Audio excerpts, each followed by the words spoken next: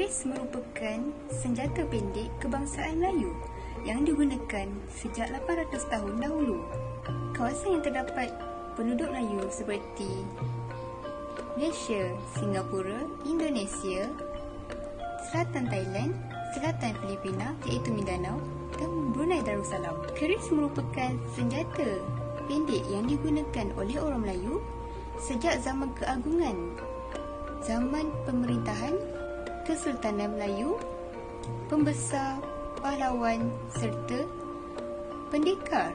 Keris merupakan alat kebesaran bagi raja-raja. Ia merupakan lambang atau kedaulatan untuk raja. Ia merupakan lambang kekuasaan atau kedaulatan diraja. Antara keris diraja ialah keris pendek, keris panjang emas dan keris tameng sari. Keris mempunyai 12 mata, melebar di pangkal, manakala tirusnya di hujung serta tajam. Terdapat mata keris yang lurus dan berlok-lok dengan keindahan pamur, serta bulu yang menarik serta sarungnya. Keris yang paling masyhur ialah keris tameng sari yang digunakan oleh Hang Tuah. Hang Tuah merupakan pendekar di zaman kegemilangan Sultan Melayu Melaka. Keris merupakan elemen yang penting dalam kehidupan masyarakat Melayu ketika itu.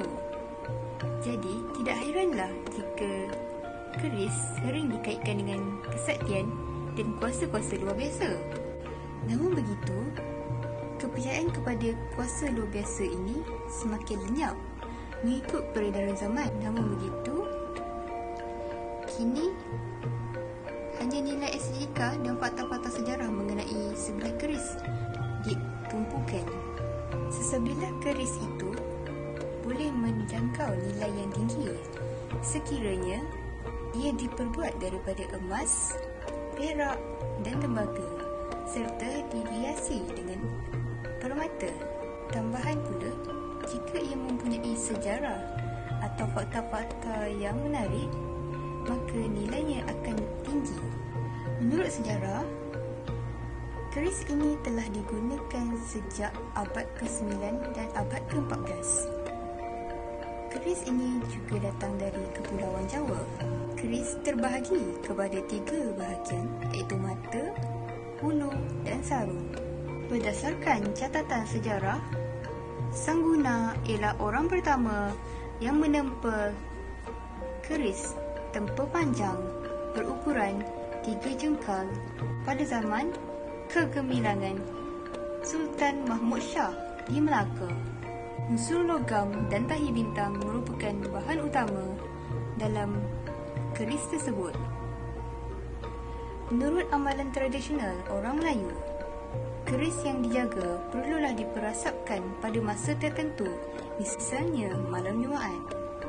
Ada juga yang mengasam dimaukan keris sebagai cara untuk menjaga logam keris dan menambah bisanya.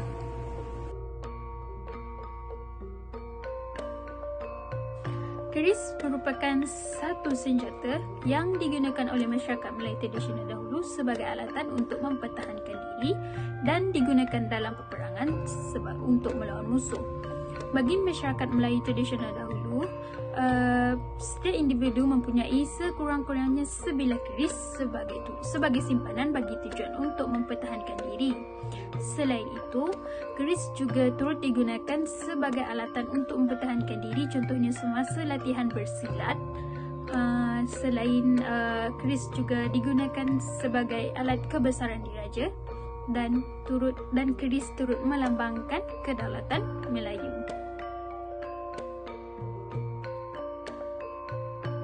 Pada kali ini saya akan menerangkan mengenai bahan pembuatan keris. Pertama ialah musang. Alat ini yang paling penting dalam kerja pertukangan besi. Ia dibuat daripada kayu dan berbentuk tong panjang. Berfungsi untuk mengepam dan menghembus angin yang terperangkap masuk ke dalam saluran dapur untuk menampa besi. Musang juga dikenali dengan pelbagai nama. Contohnya di Perak ia dikenali sebagai kelubung dan di Kelantan dikenali sebagai hembusan. Pertama ialah andas. Ia adalah landasan yang diperbuat daripada sekeping besi tebal dan diletakkan di atas sebongkah kayu. Digunakan sebagai tempat untuk mengetuk, menitik dan menempa besi yang panas.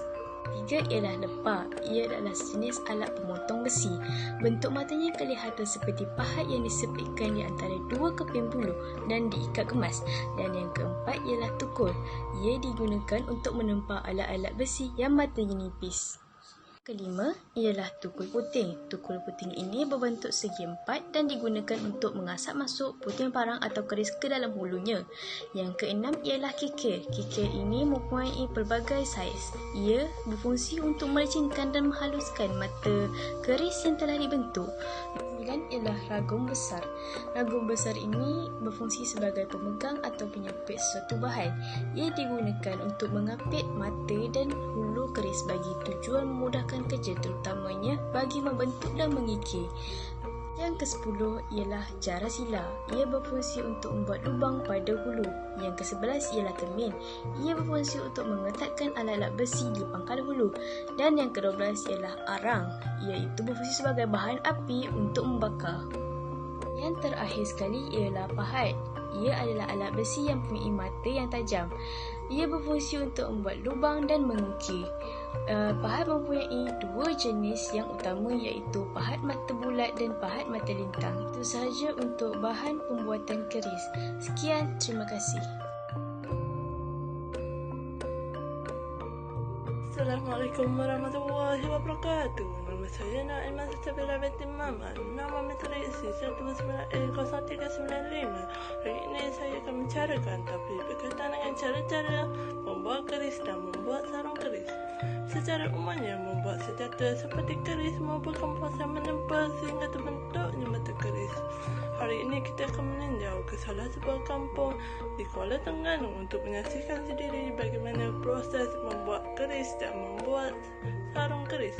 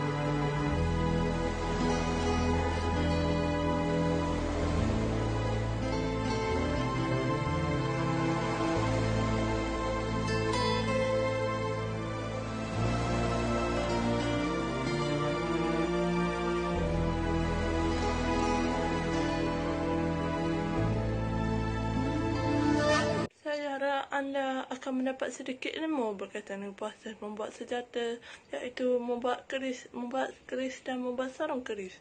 Diharap ilmu ini dapat dimanfaatkan sehingga generasi akan datang. Sekian, terima kasih. Terdapat dua cara penggunaan keris, iaitu pertama sebagai senjata, kedua sebagai alat kebesaran sultan ataupun raja serta alat perlengkapan pakaian kaum lelaki. Tata cara penggunaan keris berbeza mengikut kawasan masing-masing, seperti di daerah Jawa dan Sunda, keris ditempatkan di bahagian depan pinggang pada masa perang berlaku. Namun, keris akan diletakkan pada bahagian belakang pinggang apabila keadaan damai. Selain itu, di kawasan Sumatera, Kalimantan, Malaysia, Brunei dan Filipina lebih menggunakan keris dalam upacara kebesaran raja-raja. Antara etika untuk menggunakan keris ialah cara mencabutnya daripada sarung mempunyai peraturan, iaitu keris perlu dibuka daripada atas